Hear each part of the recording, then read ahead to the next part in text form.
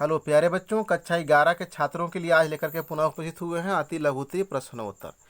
तो आइए बिना देर किए हुए कक्षा को स्टार्ट करते हैं ताकि वीडियो लंबा ना हो जाए। व्यक्ति सामाजिक संबंधों का निर्माण कब करते हैं?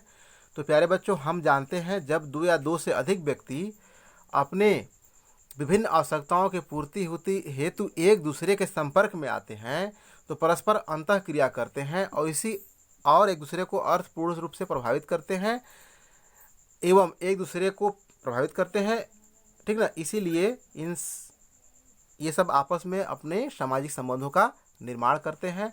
अतः व्यक्ति जब एक दूसरे के नज़दीक जब आता है तो आपस में लेन देन के द्वारा या अपने विचारों का आदान प्रदान के द्वारा जब अपना अंतःक्रिया करते हैं तो यह कहा जा सकता है या कहते हैं कि व्यक्ति सामाजिक संबंधों का निर्माण कर रहे हैं, ठीक ना मेरे बच्चों। आगे देखते हैं, सामाजिक संबंधों को अमूर्त क्यों कहा जाता है?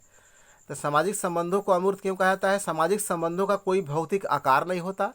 सामाजिक संबंध मानसिक तथ्य हैं, अतः उसे केवल महसूस किया जा सकता है, उसको देखा या नापा तोला नहीं जा सकता। इसीलिए हम कह सकते हैं कि सामाजिक संबंध जो होता है वह अमूर्त होता है। क्या होता है बच्चों? अमूर्त होता है। आइए चलते हैं आगे। एक समाज से क्या तात्पर्य है? उदाहरण दीजिए।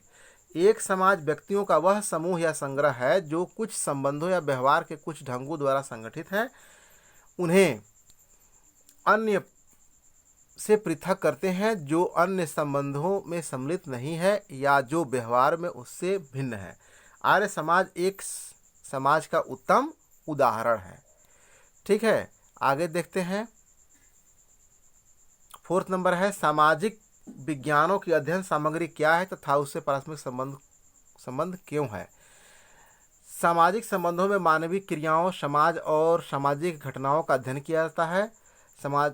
विभिन्न सामाजिक विज्ञानों में से प्रत्येक के द्वारा सामाजिक जीवन के किसी न किसी पहलू का अध्ययन किए जाने के कारण उन सभी में पारस्परिक संबंधों का होना स्वाभाविक है, ठीक है बच्चों। आगे देखते हैं, प्रश्न नंबर 5 है, लगभग सभी सामाजिक विज्ञान क्यों अपनी सीमाएं पार कर दूसरे के क्षेत्र में प्रवेश कर जाती हैं? इसका उत्तर देखते हैं कैसे होगा। सामाजिक संबंधों के बीच कोई स्पष्ट सीमा रेखा नहीं खींची जा सकती तथा इसमें अध्ययन किए जाने वाले कई विषय समान प्रकार के होते हैं। इसी कारण लगभग सभी सामाजिक विज्ञान अपनी सीमाओं पार कर दूसरे के क्षेत्र में प्रवेश कर जाती हैं। अगला है, समष्टिता किसे कहते हैं?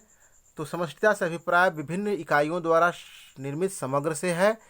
समष्टिता का निर्माण अनेक व्यक्तियों द्वारा होता है। मनोविज्ञान किस प्रकार का विज्ञान है? तो मनोविज्ञान एक सामाजिक विज्ञान है जिसे प्रायः व्यवहार के विज्ञान के रूप में परिभाषित किया जा सकता है। यह मुख्यतः व्यक्ति में से संबंधित है, ठीक है प्यारे बच्चों।